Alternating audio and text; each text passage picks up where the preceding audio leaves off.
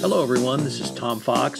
I'm the Compliance Evangelist, and I'd like to welcome you back for another episode of Unfair and Unbalanced, a podcast with Tom Fox and Roy Snell. Roy, of course, is the president of the Society of Corporate Compliance and Ethics, the SCCE. In this podcast, we take a look at a couple of different issues. The first one is incentives and the role of compliance. We look at incentives, sales incentives, and how compliance can play a role in that. We look at incentives to do business ethically and in compliance, and we look at incentives for corporate senior executive leaders around compliance. Roy has some really interesting thoughts on that, as always. Then we take a look at the role of the board of directors in compliance, specifically focusing on should the board have compliance expertise, how the board should look at compliance, some of the questions that the board should ask, and what should be the overall board oversight role of compliance, not in the day-to-day weeds. I think you'll find this a very fascinating episode. As always, when you visit with Roy, it's wide-ranging, so I hope you enjoy it. This is Tom Fox. Thank you very much for listening to today's episode. Hello, everyone. This is Tom Fox. I'm the Compliance Evangelist, and I'm back with my good friend Roy Snell, the CEO of the SCCE, the Society of Corporate Compliance and Ethics, for another episode of Unfair and Unbalanced, our podcast about all things for the compliance profession. Roy, welcome. Good morning, Tom. I'm looking forward to this. So, Roy, we've had some really interesting compliance profession-related topics and discussions in our world recently, and the one that I wanted to start with was a publication put out by the organization, the SCCE, on incentives and compensation, compensation in compliance, and most importantly, the compliance profession's role in incentives, corporate incentives and sales incentives. So I was wondering if you just might start us off from there and then see where we can go with this. Well, I don't have in front of me any of the specific numbers, but suffice it to say that too many compliance professionals are not involved in the discussions associated with setting up incentive programs. And I want to be very clear. I don't think they ought to sit in for every person at the time a variable bonus is calculated or determined. But the ones that are somewhat cast in stone, mathematical bonuses that are determined based on productivity or some such thing, they should be involved in that policy or process. And I'm going to tell you how I would do it. Well, first I'll tell you why. Obviously, people do what you measure. People do what you financially reward them for. And so if your organization has a strong commitment to compliance and ethics, then this is one of the opportunities to, with a small amount of work, have an incredibly big impact. And I'll give you some examples and such. But the study found that a vast number of people weren't involved, and they're missing an opportunity to make some suggestions to incorporate compliance incentives. Now, I personally wouldn't pull out any of the production incentives, and we can talk more about that. I think blaming all the world's problems on production incentives and wanting to eliminate them all is unrealistic and unfair or illogical. I would just add compliance incentives, and it's tricky. It's not easy, but I'll give you the most simple example that I can. That there was an organization out west, very large, 50,000 employee organization that had taken a very unique approach to this, where they said,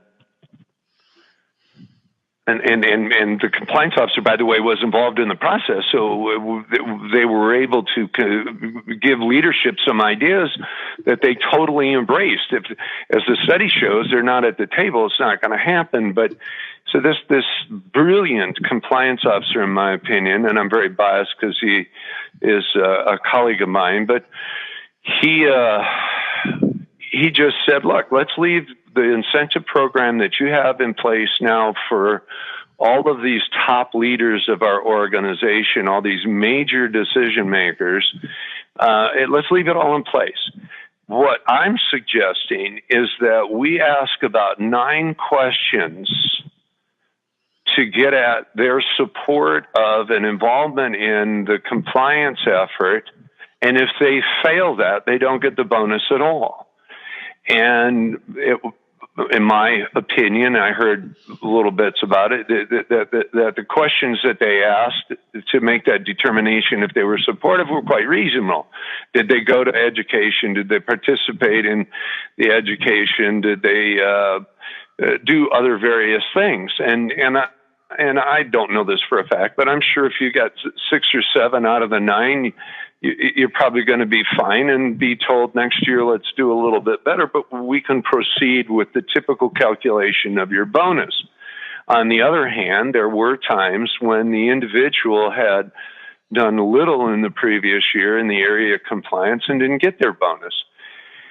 And so, it's a best practice. It's a young profession. We're still struggling with trying to inform leadership, the board, about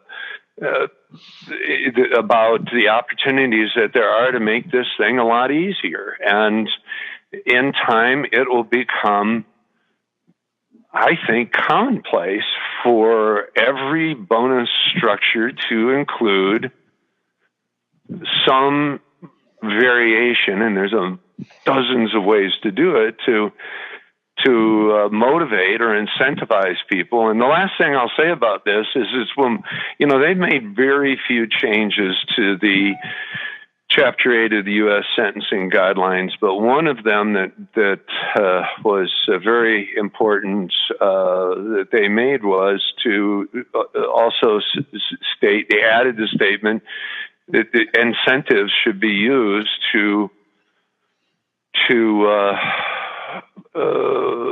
the compliance program to help motivate people, and they were basically acknowledging the complaints of many people that we don't want to fix this all with just a stick. And it was acknowledged and put in one of the most important document ever created for compliance. And yet we're not seeing it. And the survey showed that. So I really heard 3 things in there that I might like to unpack a little bit, Roy. Sure. The first I heard was incentives. And if we could, you didn't say this explicitly, but if we could take the flip side, disincentives or sanctions or discipline for as part of a best practices compliance program, incentivizing certain behavior. You also touched on incentives for senior management, specifically for their role in a best practices compliance program. And then you started to talk about, and then took a step back from, sales incentives, separate and apart from incentives in a best practices compliance program. So I was very interested because when I read the SCCE report, I didn't think about compliance incentives or incentives in a best practices compliance program because, frankly, I had assumed everyone had that. I thought you were talking about compliance having a seat at the table for sales incentives. I wish we'd have made that more clear, Tom. And when I first thought about this, that's where my head went. But really, the survey is do you have a seat at the table? And we didn't really ask, and maybe the next time we'll do it, Tom, we'll ask, do you have a seat at the table and be more specific, to incorporate positive compliance incentives that if you do this stuff, you'll get a bigger bonus. If you support compliance more than your peers, you'll get a bigger bonus. If you are found to be hindering the compliance program, you get a smaller bonus. Now, I want to talk about this in sales incentives, and I addressed it very innocuously, or you couldn't really tell, but I said I just don't think we should run around and tell people in leadership how to incentivize people for all other things like sales or quality or productivity or anything else. The compliance profession should not walk into the building of any company for any employee, whether it be the doorman or the CEO, and say, this is how you should run the company, therefore this is how you should incentivize it. I don't agree with anybody that's saying that we should get involved in sales incentives. I don't think we need to. And frankly, you've heard me say this before. Look, we could go in and tell them pull out all productivity incentives because it promotes cheating, which is just utter nonsense to begin with. People choose to cheat. Okay, and we could go get rid of all the sales incentives and eliminate one motivation in their life to cheat, and we wouldn't make a hill of beans of difference, because they've got tons of other motivations. Their children, their children's college, what I have a problem with is when people cheat and then they blame somebody else. And if they're effective at blaming, people go, yeah, it was your supervisor's fault. No, the guy who cheated because he chose to cheat. And you can take this one sales and say, we could wipe it off the face of the earth tomorrow and people would still cheat. And you know what they would do, Tom? They would point to somebody else or something else and say, it's their fault. And the people who love to accept excuses and rationalization for bad behavior will say, yeah, let's go talk to those people about your bad behavior. Okay? Ultimately, here's my point. If people don't take personal accountability for themselves to have integrity, they're never going to have integrity. And everybody out there who gives them an excuse to blame other people is enabling the cheating that's going on. I don't accept the excuse or rationalization for someone cheating other than to say, I did it and I chose to do it. I'm going to give you an example of this. I went and watched our dear friend who got caught for bribery. I'm forgetting his name right now. Mr. Richard speak here in Minneapolis for an hour and a half. 45 minutes was a presentation. He basically said, I'm going to tell you what happened, but I am making no excuses. I did it. And the most miraculous thing that I saw is this crowd of lawyers and compliance types and professors and other citizens of planet Earth apparently felt some empathy for Richard. And they spent 30 to 45 minutes saying, well, isn't it really the fault of your organization that they didn't do proper education? And Richard, you just should have seen the smile on his face, his hands held together in front of him, waiting for this person, trying to give him an excuse for his behavior. And after about 5 of these, you just knew that the guy was going to say the same thing again. He said no. As a matter of fact, they gave me a copy of the FCPA law. Probably isn't adequate training today, but it was better than average in those days. I knew what I was doing. I chose to do it. I'm not blaming it on them. And then another person tried to give him an out. And it was compassion. It was heartfelt, but he wasn't buying any of it. And that's the way that people have to look at it, or they're going to end up lying, cheating and stealing for the rest of their life, because if they can blame somebody else and society full of enablers are going to accept that excuse, then the things are not going to improve. Ultimately, cheating is in the hands of the individuals, and I don't buy all the excuses. I'm sorry. I know a lot of people disagree with that, but I'm not changing my mind. Sorry, well, Tom. Let me see if I can't get you to change your mind. Let me tell you why I disagree with that. Okay. So on sales incentives, here's why I think compliance not only needs to have a seat at the table, but compliance needs to be involved in it. And I'm not going to point to an individual. I'm going to point to sales incentives, the selection of sales incentives, and the process of selecting those sales incentives. I think it's a way to further operationalize compliance.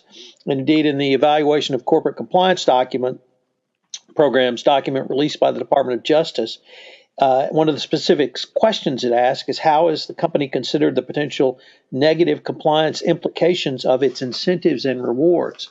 And Roy, I would point to Wells Fargo. And there you had a sales incentive program. That sales incentive program was for each customer to have 8 banking products. And the phrase was 8 is great. Now that number of 8 was not selected based upon a market analysis. It was not selected based upon what competitors were or were not doing in terms of their banking products. It was selected because the word 8 rhymed with great. And so there was no rational basis. And my argument would be that with no rational basis, the process had fallen apart. So as the compliance professional at the table, I would ask, what was your process to come up with 8 is great? And if the process was non-existent, could not be duplicated, or was simply based on a children's rhyme, my suggestion would be, I believe because there's no process around this, no rigor around this, no discipline, this could become a risk. And therefore, I would like to monitor this risk on an ongoing basis or sampled basis going forward. I would monitor that risk by surveys, assessing how many people made their target goal of 8 is great and how they did so. And so if the process is lacking, then you move from to putting more rigor around the monitoring of that process. And it would fall in line with the comments that compliance is really there to prevent, detect, and fix if necessary. And here, Wells Fargo seems to be an excellent example where if you want to have a sales incentive program that's based on a child's nursery rhyme, essentially, 8 is great, you can do that. But that should be seen as a risk, and then there should be some risk monitoring around that and management if it turns out that risk could lead to unethical conduct in violation of code of conduct, or illegal acts, which is where it ended up at the end of the day. And so that's why I really think compliance should be a part of that discussion. Do I need to be a part of the specific numerical decision? I don't think compliance needs to be a part of that, but I would argue that compliance should test the rigor of the process, and that test could simply be asking that question. But if you're not at the table to understand what the sales incentive program is for employees, you're not going to even be able to ask the question. So that's why I really think compliance needs to have a seat at the table. Compliance needs to be a part of the discussion around employee sales incentive, separate and apart from incentives under a best practices compliance program. You know, there are a number of organizations that have more than 8 products, legitimate products that on occasion someone buys all of them. And there are organizations with 24 products or 1,000 products, but 24 products that asking people in the sales department to sell 8 of them to a single individual would not be unheard of. And I don't know how many products that Wells had. I find it hard to believe that they were telling everybody to sell 8 versions of the same bank account.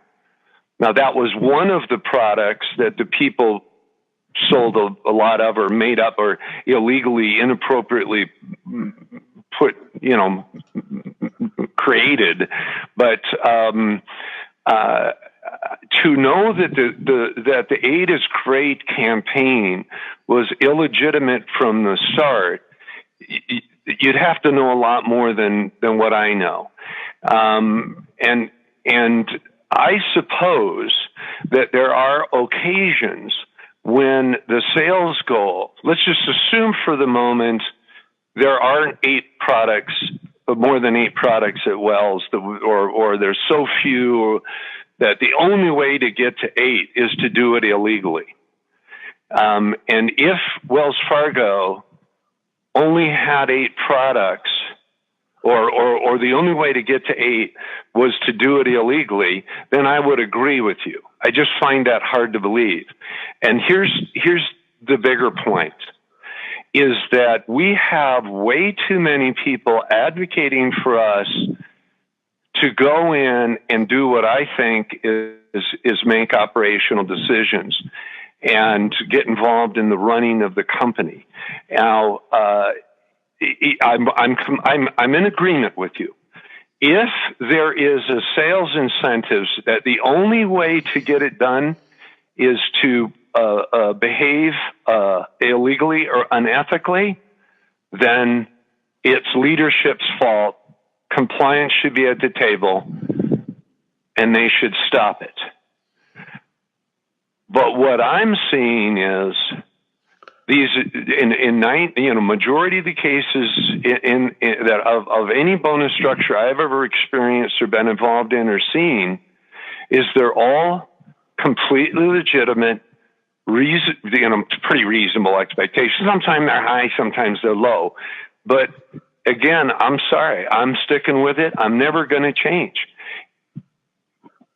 The person who chooses to cheat,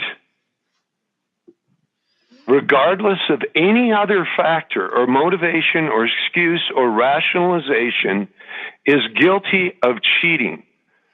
And until we start telling people that to be a decent human being on this planet, you have to take personal accountability, we are going to enable people to say, well, it looks like in this society, in this culture, if I can just make a good case for blaming other people, I can go ahead and cheat and I'm going to get away with it. And yes, I agree, Tom. If there is an incentive that can only be achieved by cheating, or breaking the law or behaving unethically, but that is such a slippery slope. And I personally would recommend to compliance officers to be extraordinarily careful. If they do get a seat at the table, build in compliance incentives, as I discussed earlier, which motivates people to do more education or auditing or be involved or supportive or whatever. And if you decide to go down the route of telling leadership how to run the company, you've got to be very careful and very cautious, because that's just going to ruin our profession. And by the way, we're not the only profession that's motivated to do that. I won't name any, but I've worked with some professions before who think, they have the specific job, the specific title, the specific role, specific people reporting to them, and they want to make all the decisions of the company because apparently they're not fulfilled in their job or whatever, or they feel so passionate about their job they have to make the decisions for the CEOs and the other department leaders. This is a thing that exists in society that plagues leadership today. Is employees who are asked to do a specific job, and for some reason that employee thinks they have to make decisions outside of their field to be successful in their job. This is not just a danger for compliance officers, it's a danger for everybody. Sorry, Tom. It's pretty funny. I wanted to just talk about the incentive part of it and say, like if you're supportive of training and all that, and because this topic just grates on me. You and I have discussed it a couple other times. And frankly, we did that podcast somewhere. I can't remember where. We did live. And I just said, you have the ability to walk out of the building at any time that the corporation is insisting that you lie, cheat, or steal. And the enablers in the room just screamed out, no, we have to feed the children. We have to put kids through college. And I'm thinking, like, we got a 5 or whatever % unemployment rate in this country. We don't have to have that as another enabler's excuse for us. We can choose to walk away. People quit jobs at the rate of about 15% a year, and they quit for all kinds of reasons. You can't tell me that some of them can't quit and go find another job because of their integrity is in question. I'm sorry. I get a little crazy when we start making excuses for people. So next, Roy, I wanted to turn to the what your thoughts might be on the role of a board of directors and compliance. And obviously, we've had some fairly large corporate scandals over the past 18 months. And yeah, we sure have. Not necessarily in the FCPA world, but certainly risk, business ethics, and generally compliance. And I was just wondering, obviously the SCCE does board training, but have you noticed really any move towards more board professionalism around compliance, or is it what are your thoughts? Well, I'll be a little more calm about this one. I mean, it's frustrating. It's a challenge. Boards of directors don't know enough about compliance programs. Somehow there is a lack of information flow to them about their role. I think a lot of people struggle that the limited time they get with the board. I mean, the board can't spend all day on compliance. They can't spend 2 days in a primer. I mean, these folks have a lot of responsibility and a big agenda, and we're just a part of their life. So it's a challenge for sure. But a couple of fundamental things I'd like to see the board do is, one of them is review and approve the compliance officer's annual review and their hire and fire determinations. Now, a lot of people's hair burst into flames right there. Certainly CEOs all over the world did. But I'm not talking about doing the performance evaluation. I'm just suggesting one simple check. If they are aware, if they look at the review and it's just terrible and there's no raise and it's all scathing and it's this person's terrible, the compliance officer's terrible, and the person who filled out the evaluation was the subject, or some of his employees or someone close to him was the subject of an investigation in the last 12 months, the board might say, I think we ought to ask somebody to look into this to see if those that know these two people, the evaluator and the compliance officer, that if they feel as though that maybe this is retaliation. On the other hand, if the review is glowing and mostly positive, maybe a couple suggestions for improvement, typical review, they'll say, done. I don't need to see any more. And the hire and fire isn't to be involved in the selection process, but before the offer is made for a hire, just say, show me the resume. I just want to see that this individual is remotely qualified for this job. And, or if they're being fired, I want to see what the reasons are And again, if there was a recent investigation of the person who's deciding to do the firing, they would question it. So very light touch there, very limited involvement, but just kind of that last check and balance to make sure that nothing extremely bad is going on, not to comment on the content of the review or whatever. The other thing I would do is, love to see boards of directors have more executive session with the audit committee, between the audit committee and the compliance officer, just like they do with the auditor. And let's take a couple of the recent examples that have been mentioned so far, Wells Fargo and VW.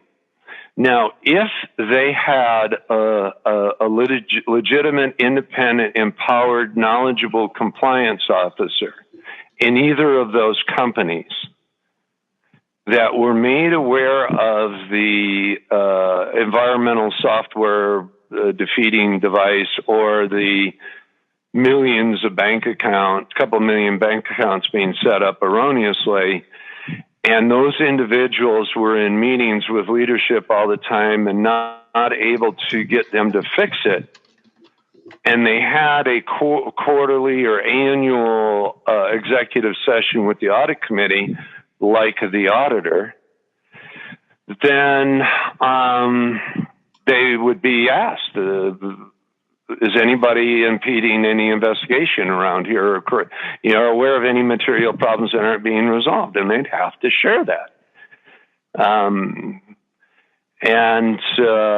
So executive session, and I would like to see boards like Wells and VW and all of them actually, and have a list of questions. I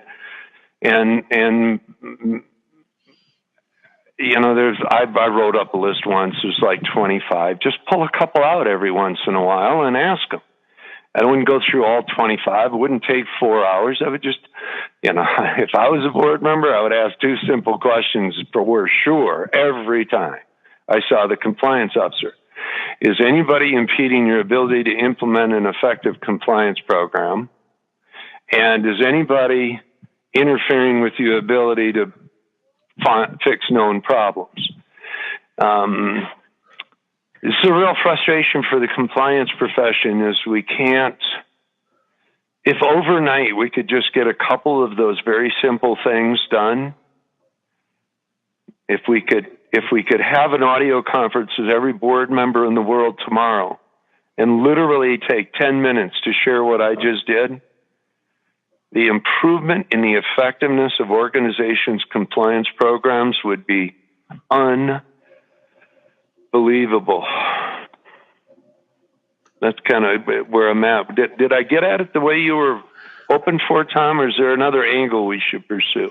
No, I just wanted to kind of throw it out there and see your take on it. I think where I'm kind of coming down, Roy, is that I'd really like to see, and you did touch on this, I'd like to see more compliance expertise on the board in the form of really a board member, not necessarily one who's dedicated to compliance, although he or she could chair the compliance committee, but having a retired chief compliance officer, having a Roy Snell type, or having someone who has been in compliance for some period of time, who has some gray hairs, and has been around the block once or twice, and can sit back and do 2 things, once again, that you touched on, which is take that 30,000-foot view, and then but also, when appropriate, take a deep dive as well. Say, okay, I want to go through, I want you, Mr. Chief Compliance Officer, to prepare for me a report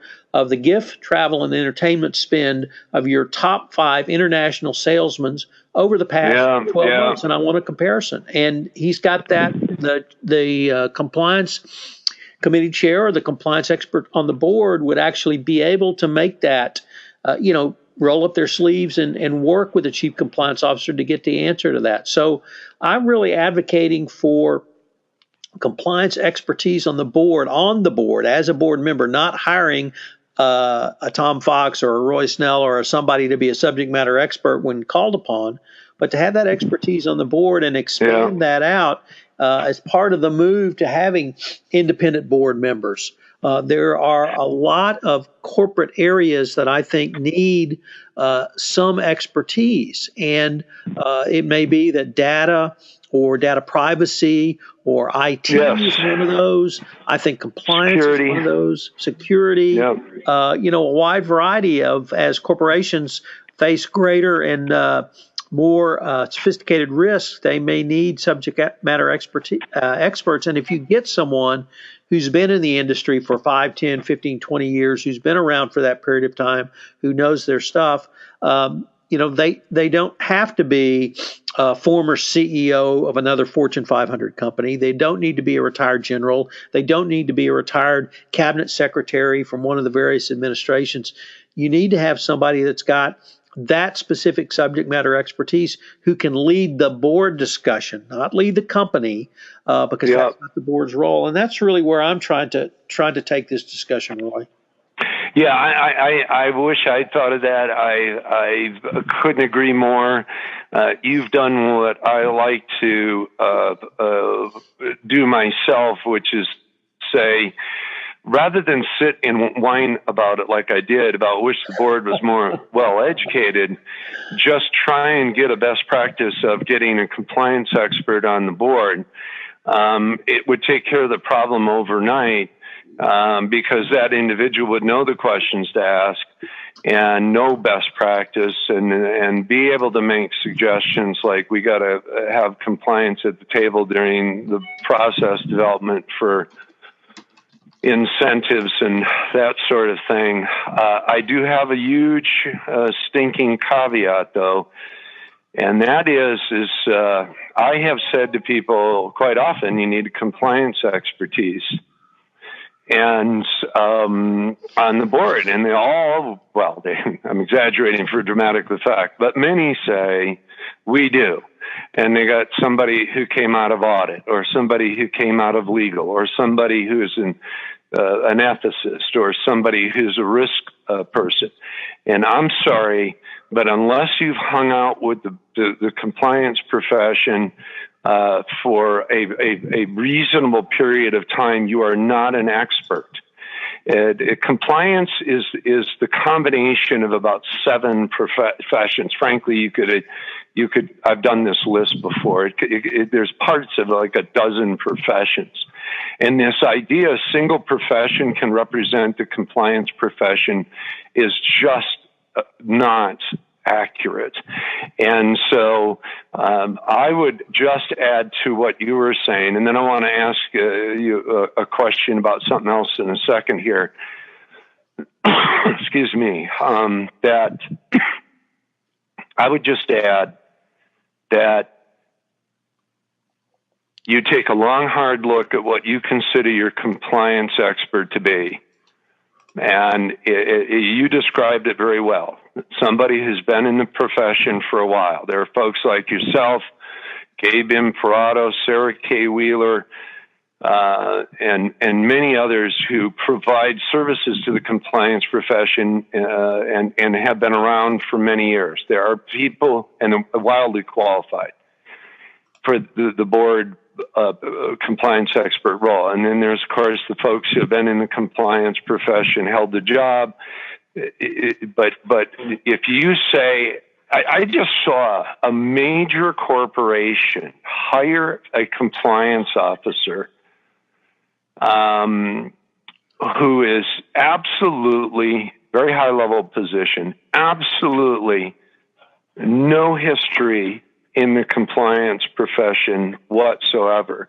And I'm not going to be so specific as to tell you what their actual profession they're coming from was, but because I might be too specific there, but it isn't even on the top 10 list of the most misleading professions. I mean, I wouldn't consider this person a compliance expert And if this individual is a compliance expert, everybody's a compliance expert. That's how obscure their resume was. So yeah, I think you're absolutely right, Tom. If we could get the board to treat this just like any other, constant issue that's on the table, an issue that is so big that they feel like they should have a constant expertise like they do typically with finance,